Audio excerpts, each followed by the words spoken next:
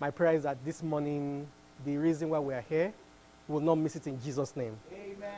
And this morning, I don't want us to misunderstand what we're trying to do this morning.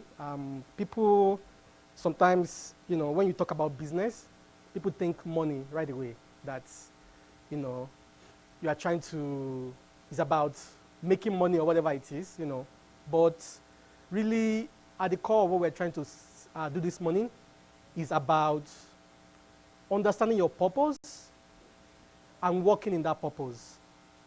But even working in it, when you are starting, it takes baby steps. It takes, small movement. Sometimes it's easier for us to focus on the big organization, the big ministries, the big countries, everything big and be like, oh, I want to be there tomorrow. But sometimes when you hear the story behind these organizations, the banks, many of them are 100 years old. Many of them are they've existed. Maybe there might have been a change of name for many of them. So you might think they're only 20 years old, but many of them have existed for decades. They've gone through ups and downs. They experienced all kinds of things. So today is not about, something that you do today and tomorrow you see, you start counting millions, or it's not about that. It's not about that. It's really about something to get us thinking along the line of the purpose of which God has created us into this world, And of course, I'll be talking along my book, Baby Steps, Entrepreneur Giant.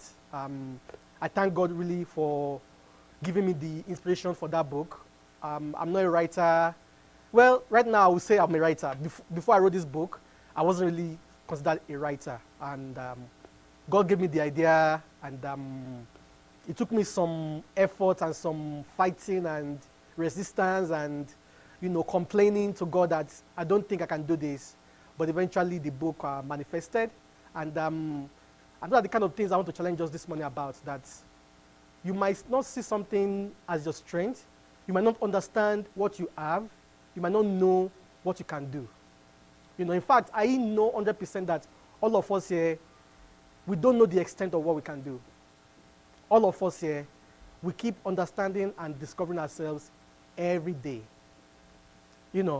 Sometimes we see some things, you'll be like, no, that's not me.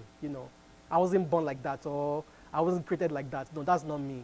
Nobody in my family can do something like that. Nobody I know around me has ever accomplished something like that. But that is not the God that we serve. The God we serve is not a God that has made you to do the normal things or the regular things that everybody is doing. All of us, we've been created for a purpose. And that purpose is not about doing what everybody else is doing, but something unique to you that He has created you for. Before we go ahead, I'd just like us to take a quick word of prayer, and then before we go on. Father, Lord, we thank you for this wonderful time. We give you glory. Lord, we commit this time into your hand. We thank you for the praise and worship session. We thank you for the prayer session. We thank you for everybody that's been here, Lord Jesus. We thank you for this gathering. Lord, we give you all the glory and all the honor. Lord, please take control of my lips. Lord, speak through me and let your people hear the word, Lord, and let all the glory and honor be unto you alone. In Jesus' name. So, like I said earlier today, I was given the opportunity to talk about the book I wrote, Baby Steps, Entrepreneur Giant, And of course, one of the things that sticks out there is the word entrepreneur, That's a very word that we all hear around us, or, what is it about? What is it, From my definition, or from what I have in the book, or what I've, increase my knowledge of what an entrepreneur is basically somebody who organizes and operates a business or businesses, or taking on greater than normal financial risks in order to do so. So it's all about organizing and operating. And it's around those that we'll be looking at, what we'll be focusing on today, like organizing yourself to accomplish what God has given you to accomplish and operating it. It doesn't just say organize. It doesn't just say operate, Before you operate, you need to organize. A lot of people organize and organize and organize until, they never operate. And a lot of people just jump into it and just like, oh, okay, I'm doing it, and some years down the road or some months down the road, everything collapses, and they are wondering what happened. Why would God do this to me? But sometimes because there is no element of organization in it. So it's about organizing and operating that which God has put in your mind to do. You know, your ministry, your business, your job, your whatever it is, your purpose in life. That which God has laid in your mind. Organizing it and operating it. You know. And to help us along the line of organizing, I put this in 4 different areas of business. You know. Organization involves accounting, finance, marketing, and management. You know. So these are the things that, you know, accounting and finance involves managing assets, managing money, you know, which are things that will be involved in your goal. And marketing is about reaching out and letting people around you know. People will benefit from from your purpose, from that which God has created you to. People who will be beneficiaries, letting them know. And management is managing that organization, that which you have organized, managing it. Because if you don't manage it, you know, there is a tendency that it could not exist anymore. So management is very important. Marketing is important. Accounting is important. Finance is important. And I just want us to remember that don't let us limit this to just the business world alone. You know, maybe God is telling you that, you know what, in this month of December, I want you to, you know, to give quotes, something warm to the homeless. You know, how do you organize it? How do you operate it? You know, something as simple as that, or something as big as, you know what, this forest lawn, I want 1,000, you know, converts from this place in the next 2 years. You know, so it is not just limited to business world alone.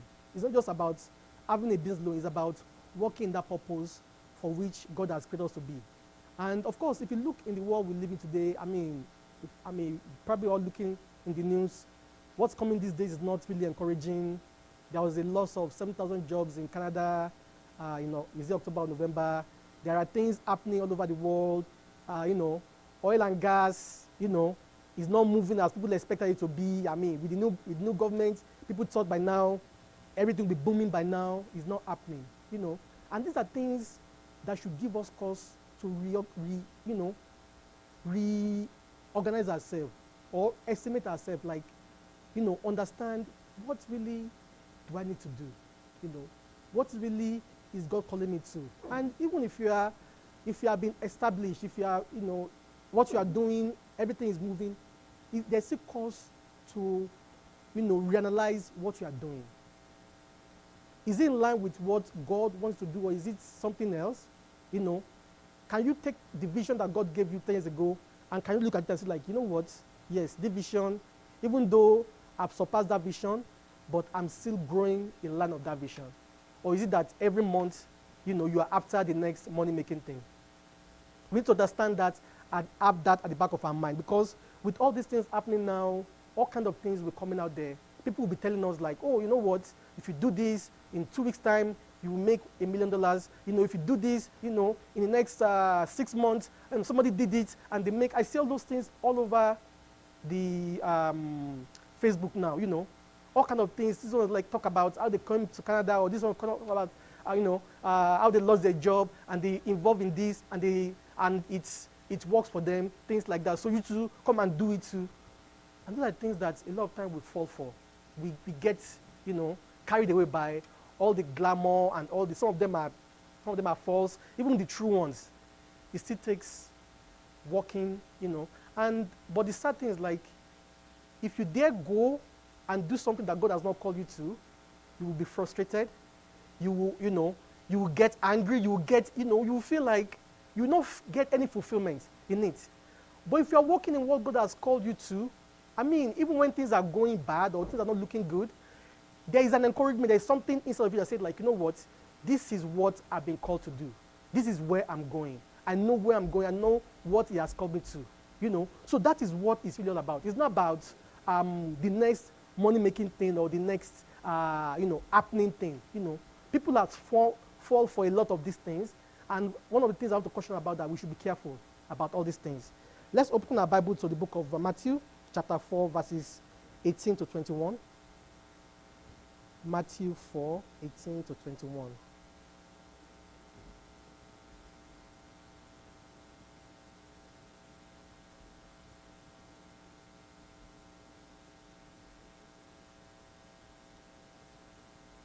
Matthew 4, 18.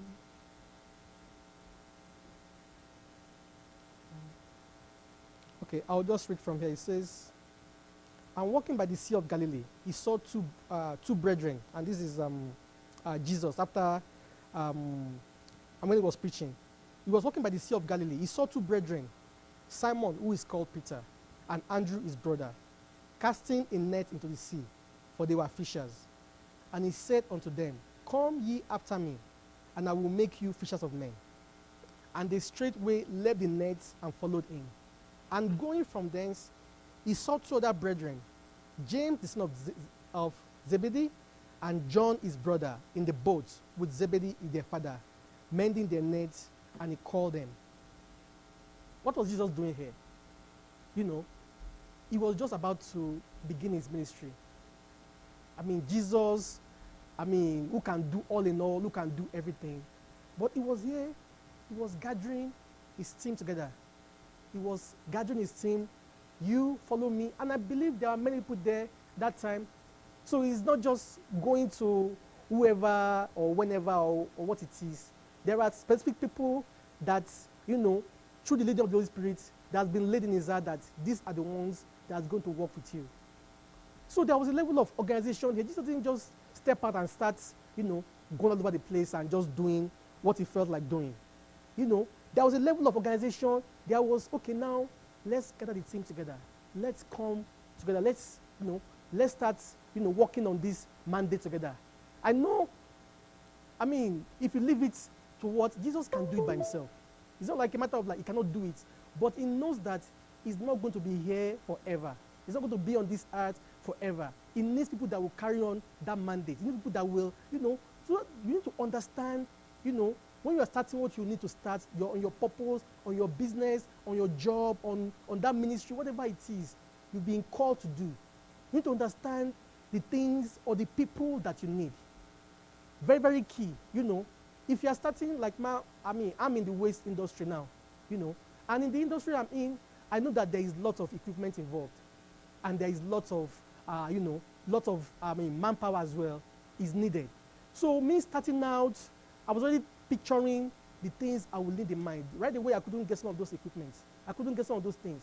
But it was at the back of my mind that, maybe 10 years from now, 15 years from now, we'll need these things. And those are things we need to think on, we need to work on. At the back of our mind, even as we are starting out, what kind of team do I need? What kind of people will help me to achieve this goal? What kind of environment do I need to make this thing work? Where do I need to start from? Those are things we need to consider. And also, I want to remind us that there are no bad ideas. There are no bad ideas, but there are only bad implementers or executors of ideas. Every idea on itself is great, except the one that is not, or that doesn't originate with God. But ideas, they are not bad ideas. A lot of times we see an idea and we're like, I don't think it's going to work out. It's not really something in the main, it's not common with what is happening now. And that's not really how ideas work. Your idea, if your idea comes out, it's really something that, before people start realizing it, you already have it going. And when the market or the people that need this is ready, you connect with it. But if you are like, oh, you know what, I can't do anything because I don't, nobody wants my idea, and you wait until people need it, then it's too late.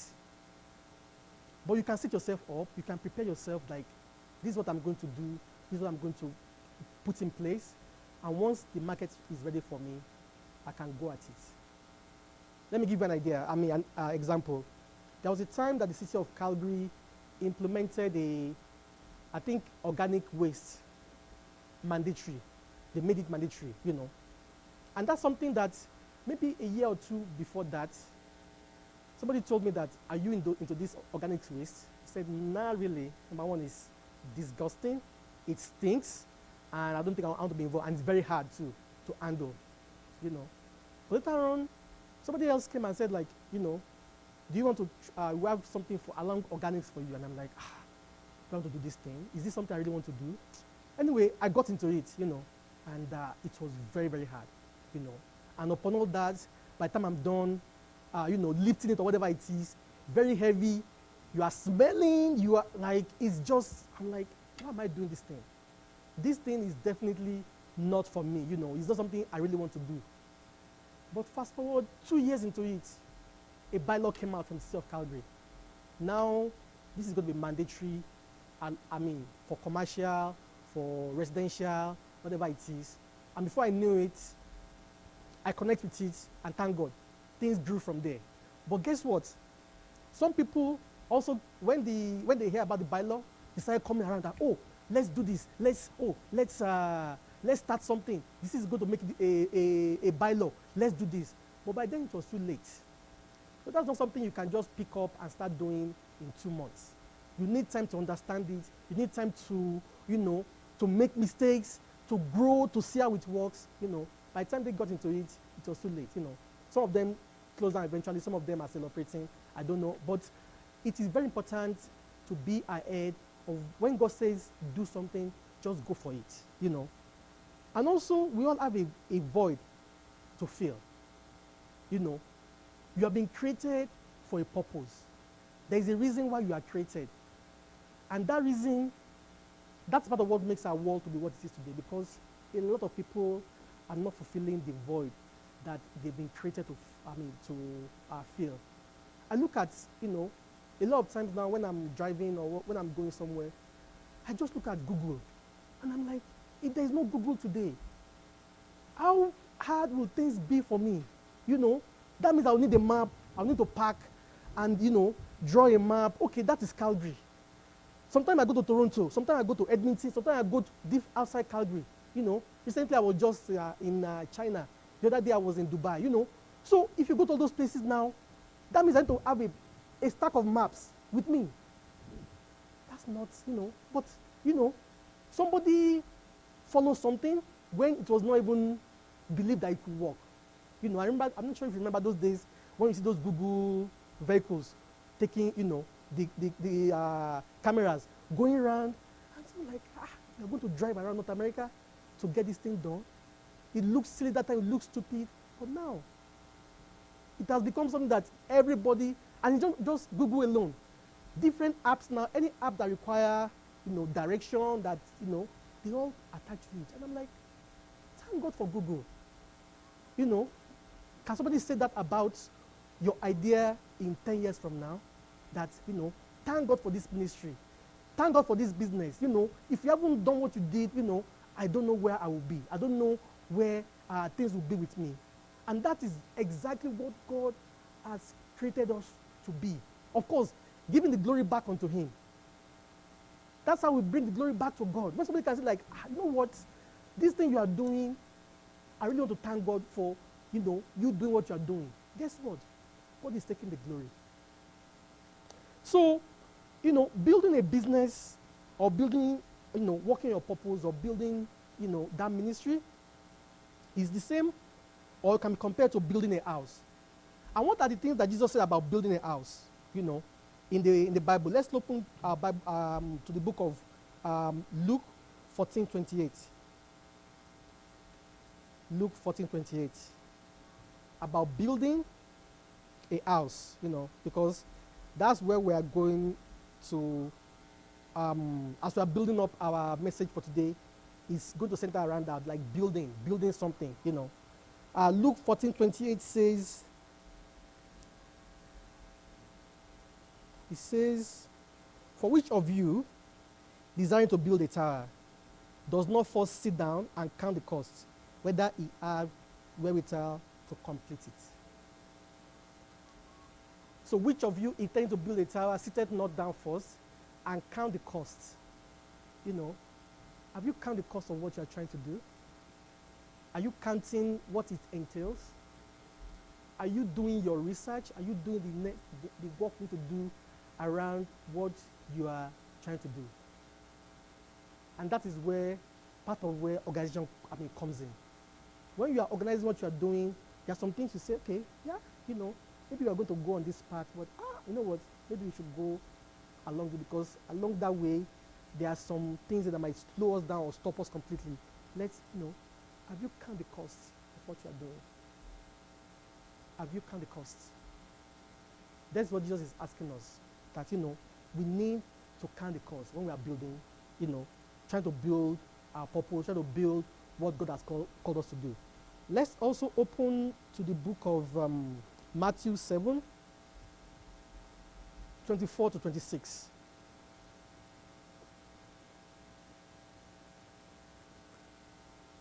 Matthew 7, 24 to 26. Do we have it on the slide? Matthew 7, 24. Talking about different builders. You know, different builders. Somebody built on the rock, somebody built on the sand. Which one, who is the, you know. So he says, therefore, everyone who hears these words of mine and puts them into practice is like a wise man who built his house on the rock. The rain came down, the streams rose, and the winds blew and beat against that house. Yet it did not fall, because it had its foundation on the rock. But everyone who hears this word of mine and does not put them into practice is like a foolish man who built his house on sand. From this passage, are they both building? But what's the difference? The foundation of what is being built. You know, so let us not forget, first of all, we said that counting the cost of what you are building.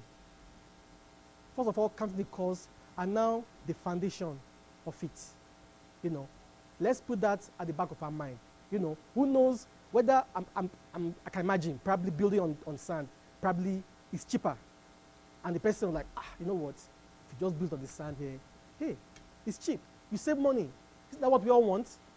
But being on the rock, I can imagine climbing the rock, going over it, digging the foundation, doing all those things is not going to be easy. It's going to cost more. But what happens? When the rain came, the storm came, and that's one thing that is guaranteed. It is guaranteed. The rain and the storm, they will always come. You cannot avoid it. If they're not coming, or everything is going smoothly,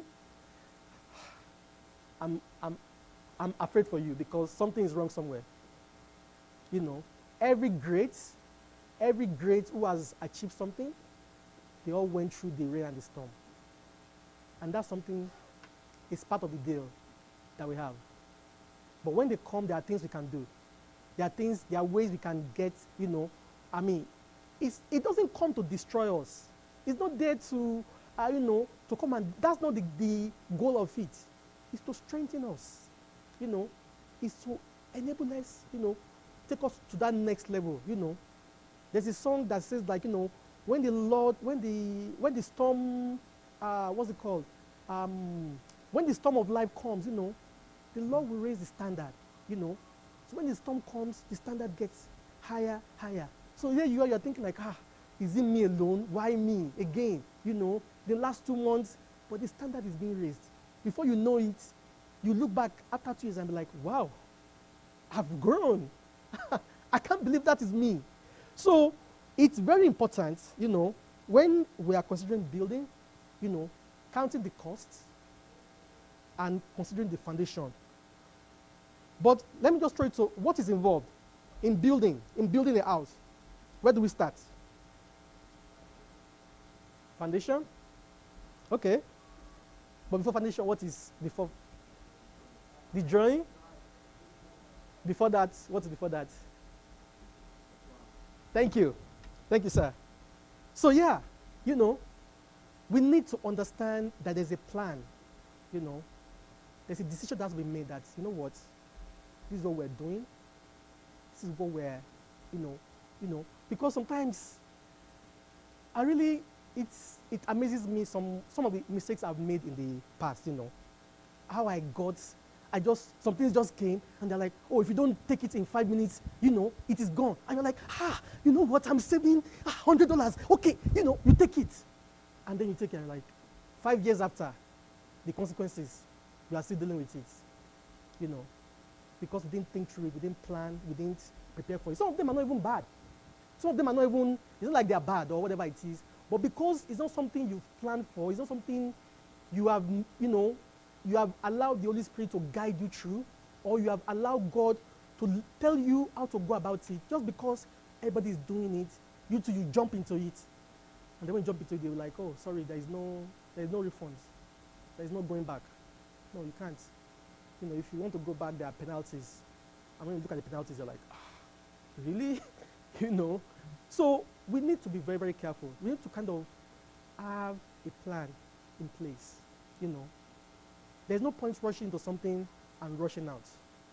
There's no point, So, what I have, building a business, is similar to building a house, And the decision has to be in place, the consultation, the architecture, the material gathering, the laborers, and the building, But one of the things we need to remember is that,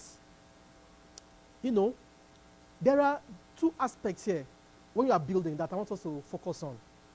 There is a seen aspect and there is an unseen aspect. There are some things that, for example, now if you see something happening downtown now, there are some things that we as outsiders, we don't see. We just see like, hey, in 5 months, there's a skyscraper, Of course, you see the laborers, you see the people working on it, you see the thing growing, you see the materials used, you see the trucks, you see all those kind of things. But there are some things we don't see. The planning, we don't see it. The decision making, we don't see it. We don't see all those things.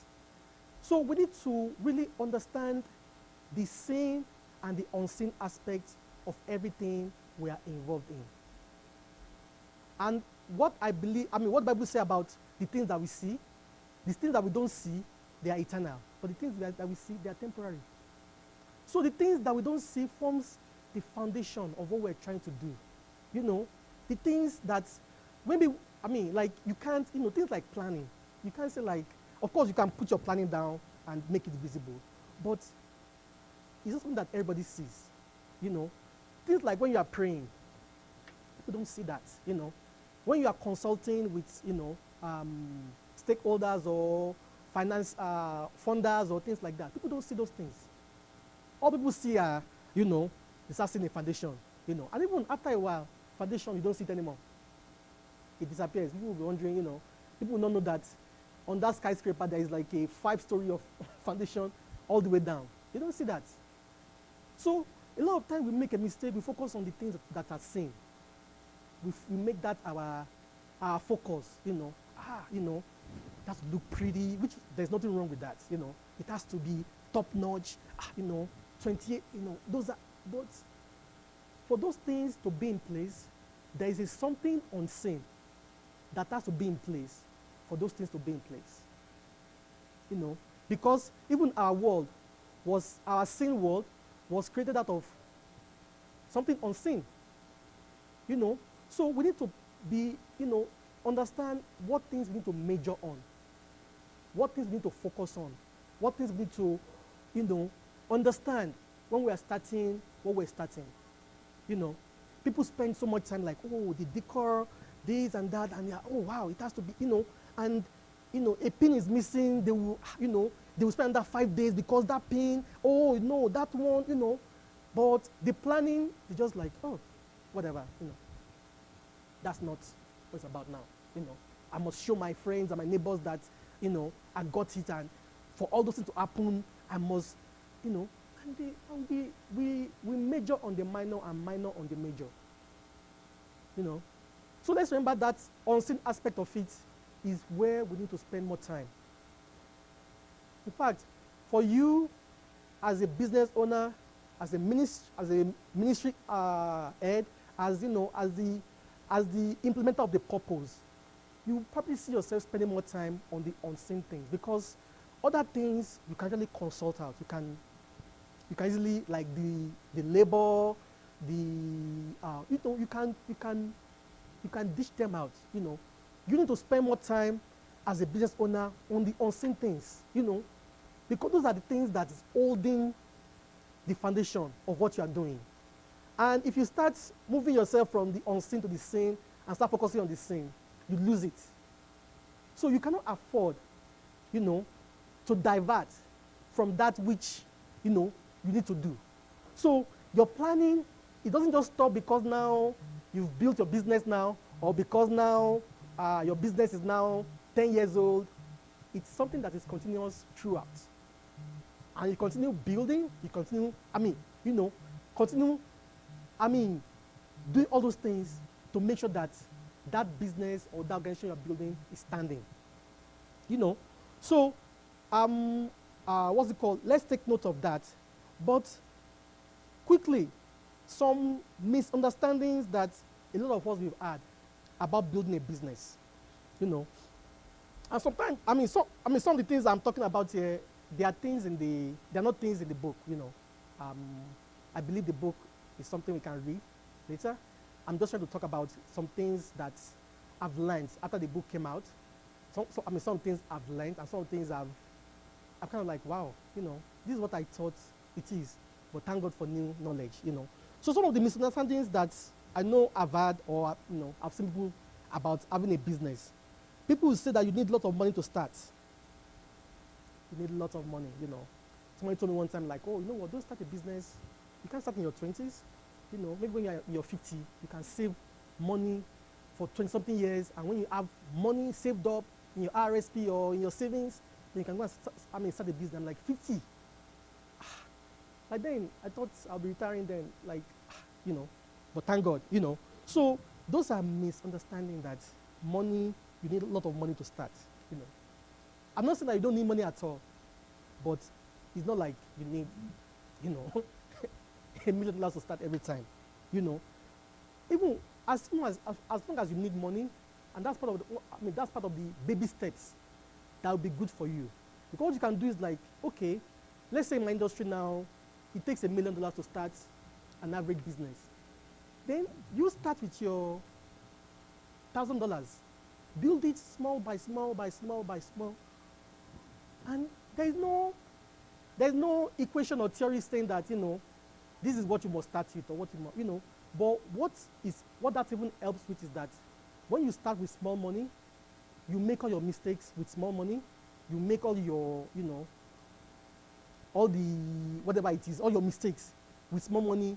When you are losing $1,000, it's not really a big deal compared to when you are losing $1 million, So when you are starting small, you can make your mistakes and be like, you know what, okay, thank God, I've learned from that, But when you are starting with big money, that is when, you better get it right.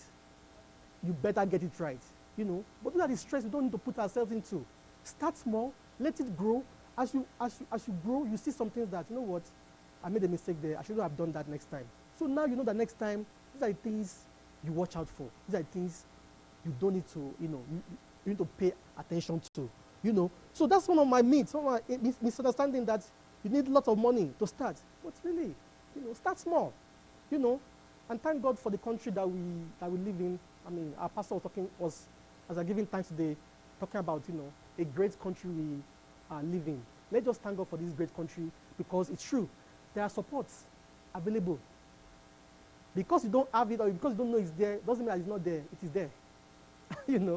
It is there, The government of this country, they have plans for you to establish, no matter what it is, whether it's non-profit, whether it's for profit, whether it is, because they know that when you are working your purpose, they are getting their own cuts too. And that is fine. That's so I invest in you, you are making money, you are employing people, you are paying taxes, you are doing those things. That is fine. That works well. Rather than, you are cutting corners, or you couldn't, fulfill your purpose because there is no support. There is support there from the government, And then another misunderstanding I've had is that I thought that the end goal is making lots of money. You know, we miss it so much. You know, people come to you and tell you like, oh, when you do this, you know, you can make a lot of money in the next 2 years, and then you'll be driving nice cars, you live in a big house, you do this. And then you ask yourself, and after that, what is next? And that's how some people commit suicide, because when all those things have come, they're like, okay, what's the use of life? You know? And that's why you need to understand the purpose for why you are doing what you are doing, because that purpose, you can never exhaust it. And that's why, companies, 100 years old, companies, they still exist today. Why? They know their purpose and they are growing that purpose. So the end goal is not making money. Anybody can make money, you know, and over time, money will come. I believe, that's my own personal belief. Over time, when I got this revelation one time when I was in school, when I got this revelation about money, I told my wife, I'm like, look, seriously, I don't need to get a big office job. I said, I'm going to make it no matter what. You know, it's not about, because you are CEO or because you are going to make it. You are going to. That's not the problem. The problem is when we don't work in the purpose for which we've been created. Because what happens is like, when you work in your purpose and you stay in it, the good things that God has prepared for that purpose, it will come to you. But sometimes people are like, oh, I've been here for 5 years now. Nothing is happening. Oh, let me go and try that. By the time they went to try that, something has happened here. I was watching a video the other day, you know. This guy was on top digging through something, and that guy was underneath digging something as well. And they were digging. The one underneath found one diamond. And he showed the guy on top like, hey, I found the diamond. The guy on top was like, what? He got frustrated. He now moved down, digging. As he was digging, above, there are like 5 or 6 diamonds on top, you know. So if he has stayed where he has been called to, he could have reached those even more than the one below God. But most of the time, because we are looking for money, because we are chasing, you know, what we don't need, we start moving away from what we've been called. And that's why I really thank God for Light Chapel, because, you know, some of the things that people will say like, oh, you know, that church, you know, whatever it is, it's not about that. It's about fulfilling purpose and walking in that which God has created you to be. And when it's going to happen, you are not going to have any clue when it's going to happen. You know, when that breakthrough is going to come, you won't even expect it. You know, I can tell you countless stories of breakthroughs that have happened in our business that even some of them, I told them like, please, don't talk to me, you know. And then, you know, they give you details and like, please, I'm sorry, please, you know. So when the breakthrough is going to come, you won't expect, you won't know. But when you are walking that which you are, you know, you've been created to walk in, it will meet you there, you know. And then some of my misunderstanding is like, you don't have to report a boss when you have your own business. You know, you'll be your own boss. That's not where part of what we are sold now is a lie, please. When you have your own business, there's a boss called the client.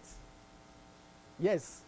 Your client will call you and be like, do this, you know, because they write your check, you know. And even if you're a client or you don't have any, you're a big shot or whatever it is, there's a boss called government, you know, or in some places, call them CRA or IRS, you know.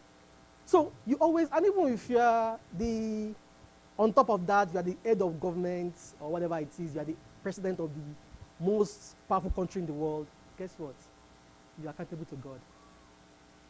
So the myth of not having a boss when you have your own business or when you have your own ministry, please, let's get that out of our mind, you know. And sometimes I believe that comes from, you know, arrogance or the lack of humility that we don't want to, who am I?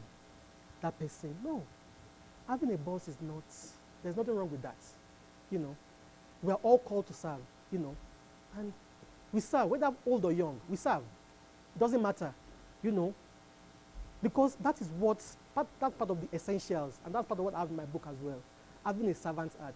All the greats, they serve one way or the other. David and Goliath. If David has not gone to serve his brother in the field, he wouldn't have met Goliath, you know. And if he hadn't met Goliath, you know, we don't know how his story would have ended. So in the place of service, in the place of having your boss, that is part of what God used to take us to the next level, to learn and to grow, you know. And then we also said that when you have your own business or when you have your own ministry, whatever it is, automatically you have more time. That's not true. In fact, the more you do that, the more time you're not like, you know, I wish. Sometimes you just be like, when I wake up at 2 a.m.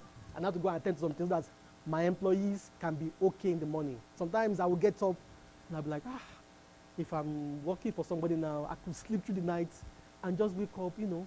So that is a myth. Of course, you know, one can always work towards creating one time for oneself, but the thing about it is like, as you create those times, as you are growing, you are losing the time again, you know. So just, the thing about time is like, it's just got to be managed.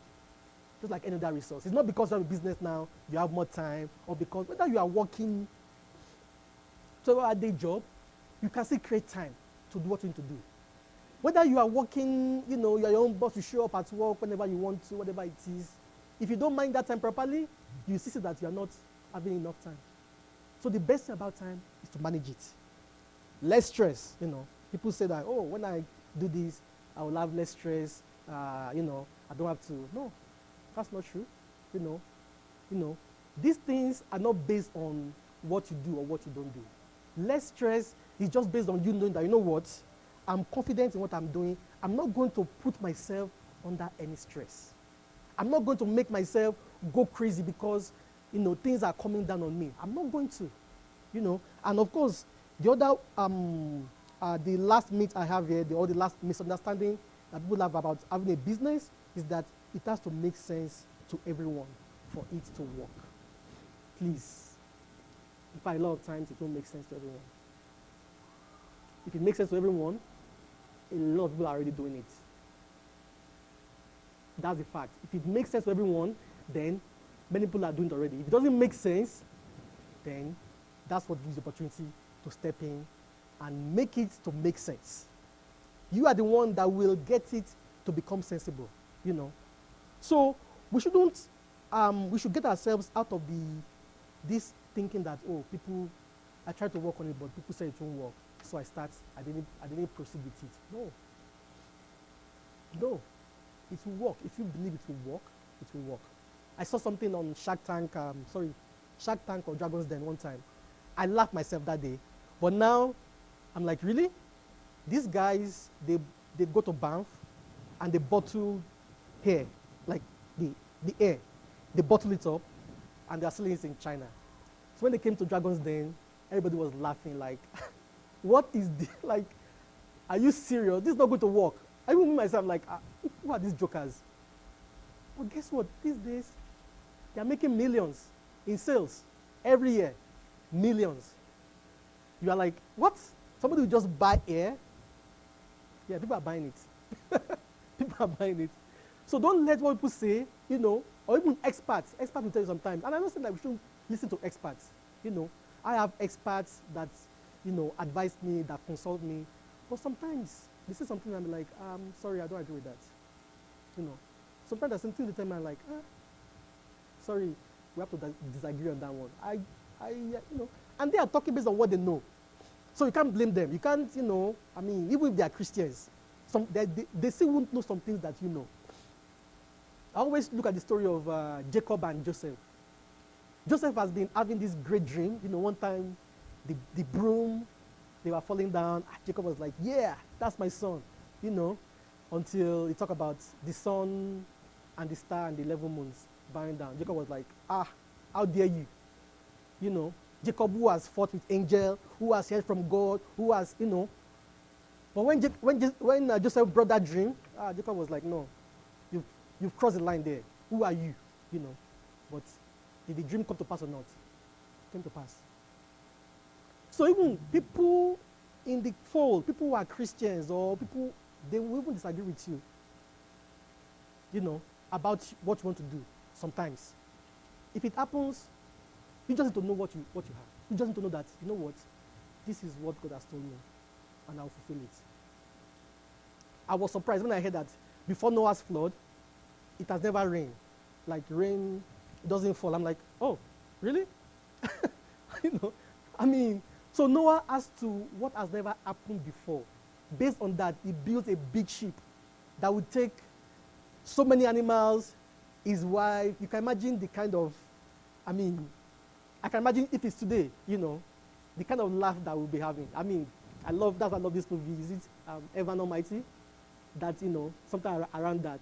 I always laugh when that's, you know, one of these reporters reporting about it like, oh, you know, is it Crazy Noah or something like, you know. But when the rain came, guess what? They all ran into Noah's Ark in that movie. They all ran into the ark. I'm like, oh, okay. So that's the thing. You can't just base what you're going to do or not do on what people are saying. That is just not enough, you know. If people signal it like good, even if it's too much, I would say, maybe you're doing something wrong. If everybody approves it, no deterrent, yeah, something might be wrong somewhere. You are going to have opposition. People that will tell you, as you build it, as you are going, as you know, as things are moving, at every level, opposition will come. So it's not just about starting alone, it's every level. They will come. Oh, no, you've done well, you know, this is good. I think you should stop now, you know.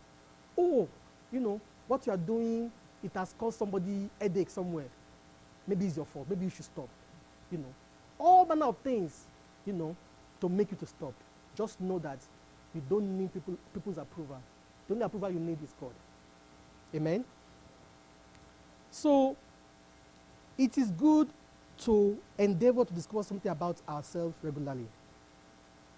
You know, you need to learn something about yourself. In fact, you know, it's one of the key things that I always try to do every day.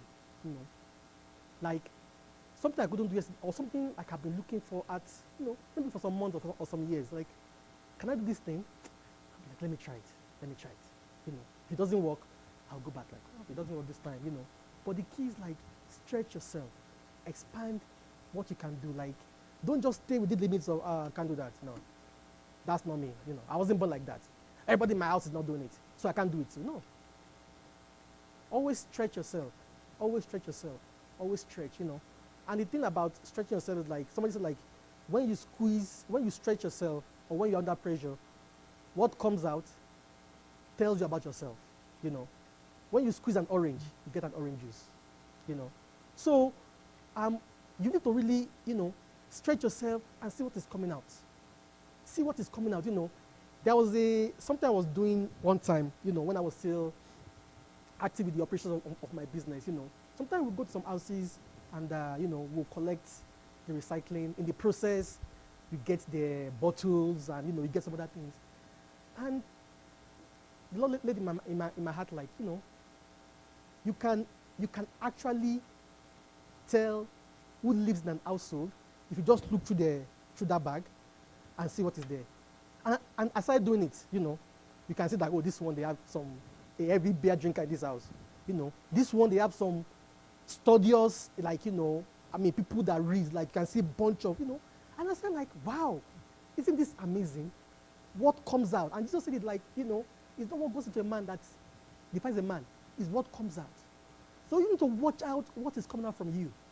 You need to kind of watch it, like, you know, what kind of character do I display on a day-to-day basis? You know, what do people around me say about me? You know, so, you know, that's just along the line of discovering yourself. And you need to do it for yourself. Do not wait for anybody to do it for yourself. You know, why? Because your business or your ministry is you. It is you. What you project is what your business is. So now if you're an angry person now, your customers called you and you just, you just go, on them. Guess what? People are like, oh, that business, they're just angry in that business. They're not going to say like, oh, that one person is angry and others are, no. That is, you know. So what you are doing, your business is you. You know, it takes on your character, who you are, you know. And then things look harder than they are, you know. And what do I mean by that? Things, you know, things are always harder than they really are. You know, I watch a lot of animal videos, and sometimes you see a bird trying to fight with a crocodile or something like that. And what does the bird do? It comes like this, it does this, it does, it just hoping that the crocodile, whatever it is trying to fight, will back off. Sometimes whatever it is will fall for that and just like, oh, I don't know what this is, let me just, So a lot of times things look really harder than they really are, So sometimes we see things as we are, not as they are, So based on what we are, like, maybe somebody has told us, like, you cannot do it, or you've seen people fail, so many times, then you have some fears that come with you, So a lot of times, we just have to get out of ourselves sometimes. You need to get out of yourself. How do you do that?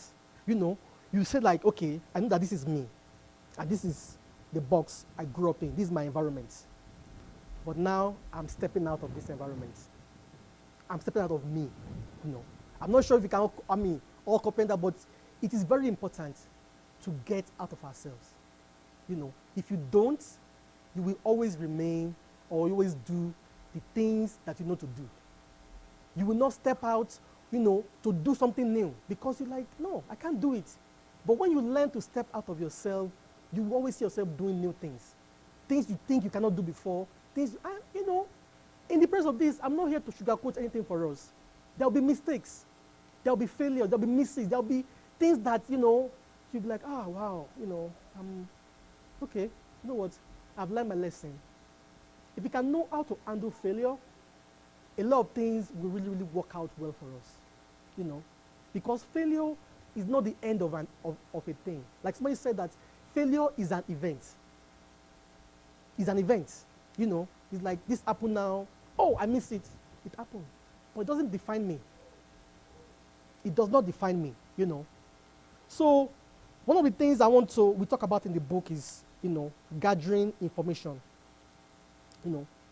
Very, very key. In the book of Habakkuk 2 verse 14, it talks about, the earth shall be filled, with knowledge of the Lord as the waters cover the sea, So gathering information is part of the planning process.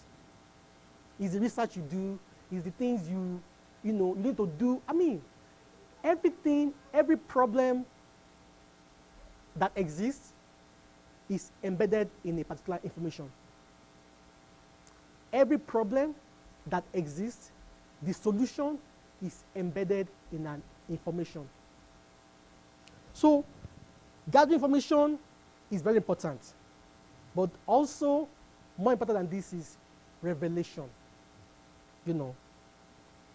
Revelation, very, very, very key. There are a bit of differences here between revelation and information that I'd like to touch on quickly. Revelation is always true, but information can become outdated. Revelation is always true. No matter how you apply it or where you apply it, it's always true. Revelation is like the snake of Moses when he was facing Pharaoh, and information is like Pharaoh's snake. Anytime, revelation will swallow information. Anytime. And then revelation starts where information ends. And also, every information at one point was a revelation. So what happens is that something is not known, we don't know something, we don't have any idea of how some things work, or whatever it is.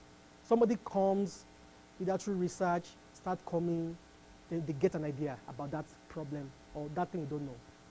And that thing at that particular point becomes a revelation.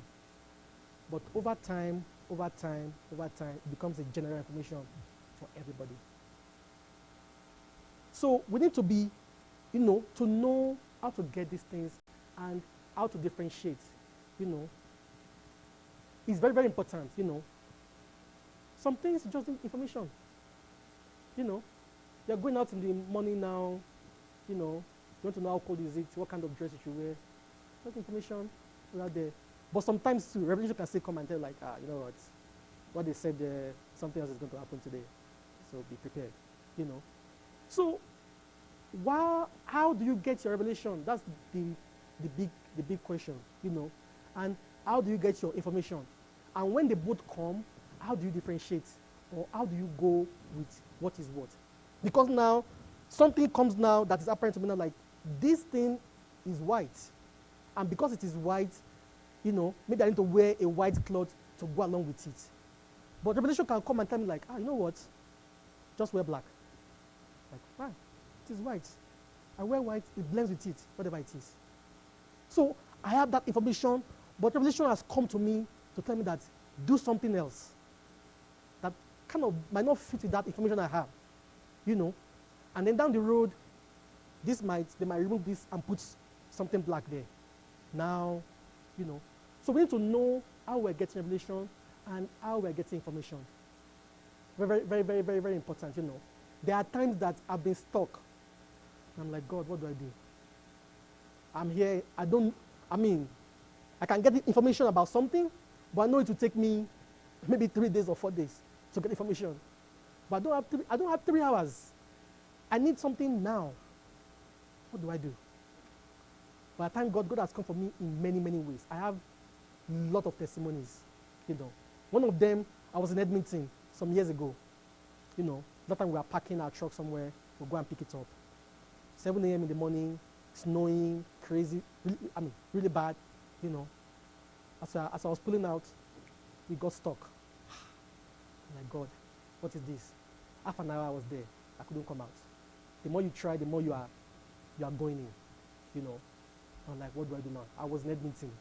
I don't know anybody in Edmonton, just me and myself. So what do I do? As I pray to God, God, please help me. This thing needs to come out. I can't be here, And before I knew it, I just saw a man come out of his house. Boom, boom, boom. Before I know it, oh, sir, please, can you? The man looks like somebody in a hurry. So I was thinking, like, are you going to? This man not going to stop for you to help you. He looks like somebody who's in a hurry going to work. Because that day, they are saying to that day, I was listening to the radio. They are saying that the roads are bad, things like that. But I approached him. I'm like, please, I need help. And within 5 minutes, this man helped me. We're out. I was out. What I've been doing, trying to do myself for like 45 minutes, half an hour. 5 minutes, revelation came, boom. 5 minutes, I was out. There are many scenarios like that, We just need to know that whenever things come up, how do you get revelation? How do you get revelation? Very, very important. I know our time is going, but I'll quickly run through what I have here. I will talk about innovation in business. Innovation in business, very, very, very important, And one thing about innovation is that without innovation, you will never stand out. And if you don't stand out, you could be going down without knowing. You could be going down. We've heard stories of big companies who fail to innovate and how they end up, closing down. Companies you would think nothing can ever happen to them, how they, over time, died down because there was no innovation. And innovation, sometimes we overrate it. We think like innovation is like, developing the next car, the next flying car, that's innovation. No, it's not just about that alone. It doesn't end there. You can apply innovation to your day-to-day activity. You can apply innovation to your day-to-day activity. How can I make life easier for myself? Or how can I save time? Right now, maybe I've been doing something. I go to Edmonton, I come back to Calgary every day. And after a while, you look at it like, wait a minute. Why do I keep going to Edmonton myself and coming back? If I pay somebody to do it for me in Edmonton, can they do it well and save me time and money? Maybe. That is innovation. When I just started my business, I would spend 10 hours sending out invoices every month. It's okay, but considering that I was doing my full-time job, I was doing operations, I was doing everything, that 10 hours was a lot. And I was like, I need a way out for this thing. How do we, I can't afford to be spending 10 hours on invoicing every time. I tried some things, some clients said, no, that's not good enough. What do we do? So I started looking around, I started searching around. until I found a particular software that will automatically send out the invoices for me. I'm like, this exists? I'm like, thank God. And that's how 10 hours, like after that I only spent like maybe half an hour. From 10 hours to half an hour. You can imagine the amount of, So innovation is not something you need to, the next big thing, we need to bring it to our day-to-day activity. That's what I'm trying to say about innovation. We need to bring it to now. And when you exercise it now, as you do it more, guess what? More of it will come. Because when you exercise something, guess what? You get more of it. So I want to challenge us today that in our day-to-day activity, as we go about our day, what are the things that requires innovation? What are the things that needs to be changed? Very, very important. What are the things and what are the solutions? When you are thinking like that, that is how you solve world problems. You just don't go on the, whatever it is and go and, you start from small steps. And when you train yourself to do it daily, monthly, yearly, before you know it, something big will come that you tie into, and that's how you solve a world problem. The thing I said, the software I said that somebody saved me 10 hours from now, it was somebody's innovation. But it has become my own innovation as well, because somebody chose to do what they need to do, and because I did my research. So innovation exists in our world. We should make it part of our daily life. Your innovation is key to somebody else's breakthrough. So when you innovate, it's not just for you alone. You are helping others. You are helping. I remember when I used to, there was a time I used to come to Light Chapel, and then I took a break for some time, like I'm talking about months or even almost maybe years. I took a break. And by the time I came, I'm like, oh, am I in Light Chapel? What's going on? The cameras, the setup, I'm like, what is going on?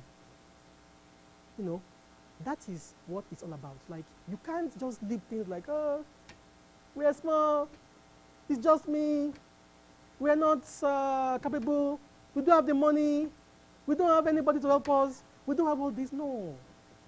There are simple things we can do. Thank God for the world we live in today.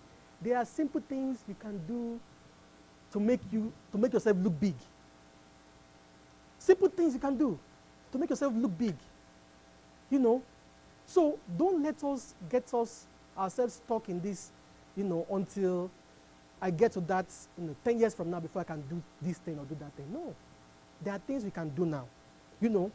One good, what's it called? Somebody that exemplified innovation in the Bible is Zacchaeus. And that's the book of Luke 19, 1-10. I believe we all know the story of Zacchaeus, but we can all go there when we get home, and study more the story of Zacchaeus. He did something really innovative and something that really defies regular human thinking.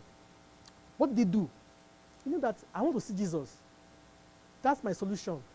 But there are so many crowd. Everybody is gathering around, around Jesus, and everybody wants to see Jesus. Basically, everybody wants the same thing he wanted. How do we do this? He climbed a tree. And that's how he got Jesus' attention. So, some lessons that you can learn from this. One of the things that Zacchaeus did was that he watched the trend of indicator. In that case, he watched the trend of key indicator. In that case, Jesus. He kind of watched, okay, Jesus, where is he coming? Where is he going? And then based on that, because he could have climbed a tree and go and climb a tree in outside where Jesus passed. It doesn't make any sense, right? So he kind of studied it like, okay, if he's coming this way, he would take that way. I'm not sure that he has been doing it for days, or whether that day something just jumped him like, climb that tree. We don't know. But whatever it is, whether you do it for years or months or whatever it is, watch those key indicators and see where things are going. In my industry now, the waste industry, years ago, God laid something in my mind like, the way things are going, that time, it was called, I think it was global warming that time. Climate change hasn't really, hasn't kicked in much that time, but global warming, everybody was not really making. But some things are coming to my mind like, what? Things like this are going to like, just the way things are coming. And so like, okay, what can I do to avail ourselves and take advantage of these things? So I want to implore us, let's watch out for key indicators. And what are those key indicators? Like we said this morning, the job loss, the jobs of the economy, the price of oil. There are many things like that, that we can get as these key indicators. And of course, that applies to what we're trying to do, that applies to what we're trying to do, it doesn't make sense now finding how many people in Forest Lawn at last night if, you are doing something along the, in the oil and gas, So you need to kind of find the indicator that applied to you and study it and see how things are going, the trend, how they are going. And of course, along with that too, that is information. Along with that too, now pay attention to the revelation that God will give you along that line. Because, it's not enough to just say that, this is the trend. Trend can change anytime. Trend can, in fact, trend goes up and down like this in some cases. So based on that, how do you really do anything, So, but it doesn't mean that it's not good, Then he made a plan based on that key indicator. He made a plan. Okay, I know that this boy is going. What can I do to get his attention? What can I do, And then he executed the plan. So once he just said like, once he said like, okay, climb a tree, he went up the tree. And who knows, again, he might have tried other things in the past that didn't work out. Who knows? We don't know. He might have tried to, I don't know. He could have tried other things in the past. But when the tree idea came, and that's the thing too, sometimes you will try many, many things before you get to what you need to do. Sometimes you lay your hands on different things before you get to what you need to do. But that shouldn't be a deterrent to you. Because you are trying and you are failing, doesn't mean that you should stop. KFC, how many of us know KFC? Yeah, I do. How many times did he try before his recipe got accepted? He tried over 1,000 times. I was like, are you crazy? 1,000 times? I tried 10 times, sorry, I'm done, this is not working, bye-bye, Over 1,000 times. Thomas said this thing too. When he found out about it, when he discovered about the light bulb, he tried thousands of times before he finally got it right. And when they asked this man, what got into you? Are you crazy? He said, I'm the only person that knows 1,000 other ways not to make a light bulb. That is somebody who knows how to handle failure. It doesn't allow you to get to him. In fact, you use it as a stepping stone, like, okay, I tried that won't work. Next, things like that. So sometimes it might only take you 2 times. Sometimes it might take you, 1,000 times. Sometimes it might take you the first time to get it. But whatever it is, just do it. And then once he got Jesus' attention, he didn't waste time. He went for, he went down and before you know it, Jesus, let's go to my house. Let's do this, He didn't dance around it like, Jesus, sorry, let me go and get some tax. I will be right back. No.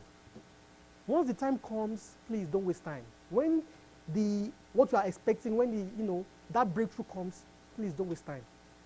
And that's why you need to plan for it, You need to plan for it. Very important.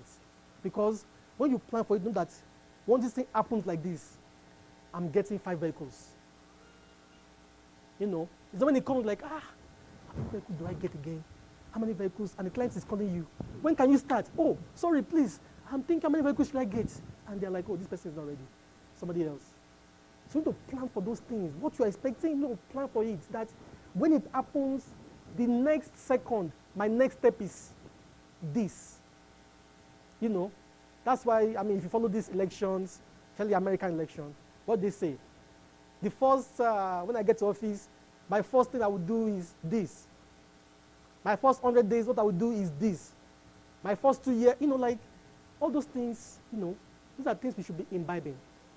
When you get it, you need to know what you're going to do exactly the next day. Not to start figuring out like, maybe, no, that's not, that's not the way it should be. And finally, one key thing I want to talk about, I'm sorry, the last one I want to talk about is the expansion and reproduction. It's very important to expand what you are building. You know, you can't afford to stay on the same level. Expansion is key. You know, you need to expand it. You know, because God doesn't just give you an idea and sit it there. You know, he said he will do far above you can ever think or imagine. So once you can think or imagine it, there's a new level. And then you get that level, you can now think or imagine it, then new level. Because what he said he would do far above you can ever think or imagine. So once you can think it, new level comes. Once you can think that new level again, new level. Once you can think new level, you know, it goes like that. So it's very important to have expansion plans in place. You know, don't build your business on one client. Don't build based on one market condition. You can start with one client. You can start with one market condition, but don't stop there. Always expand.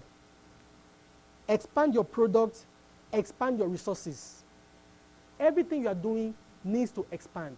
You need to have options for your suppliers. You need to have options. You need to have different things because, you know, have one person can just tell you like, oh, sorry, we're not in business anymore, we don't exist anymore, and that is it.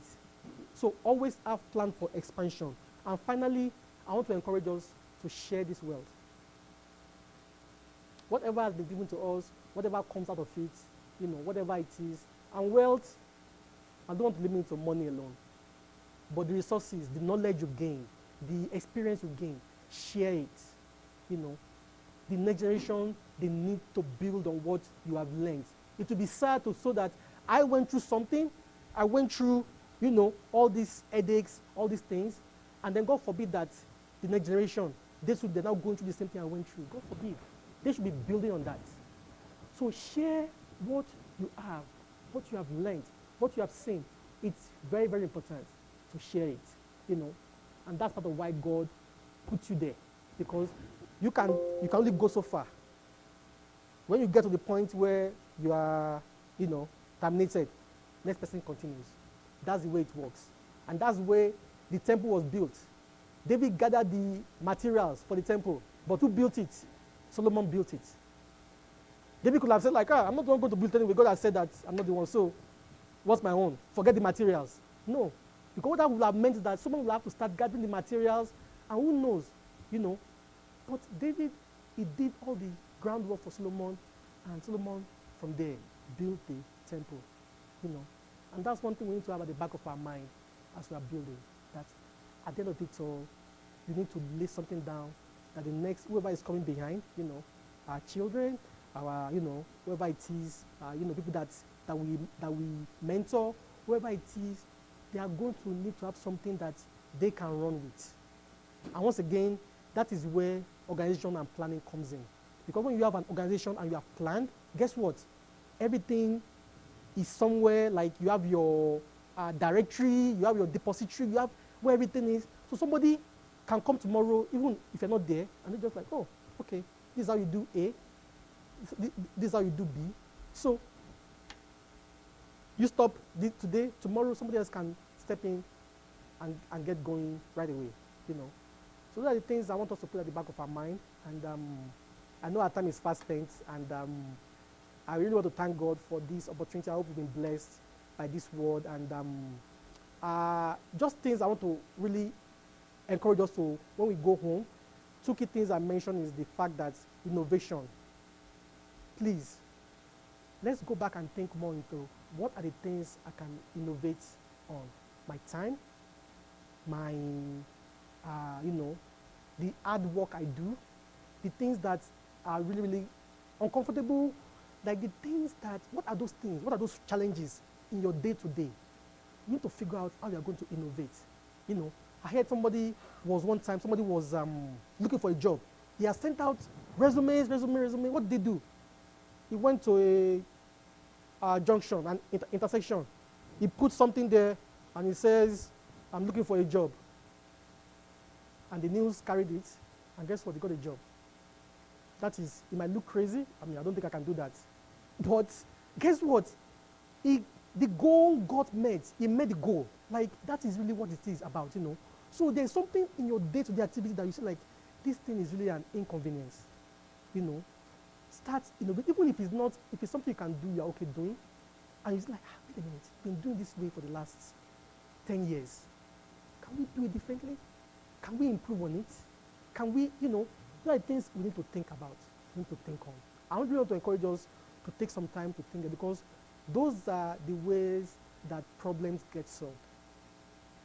Once you have that mind, okay, when you see a problem, you don't see a problem, you start seeing opportunities. When people come to you and be like, oh, there's an issue here, whatever it is, oh no, we can't, you know, you are like, good, bring it on, you know. When you can start thinking like that, then opportunities start coming. All these problems, we don't see them as problems anymore, but as opportunities. Praise the Lord.